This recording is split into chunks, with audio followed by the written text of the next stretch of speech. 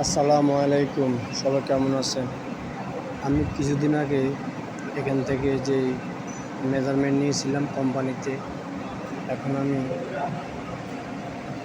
ওই কাজের যে বক্সটা মানে সেফটি প্যাকেটটা এখন আমি কোম্পানি থেকে বানিয়ে এখানে নিয়ে আসছি লাগানোর জন্য।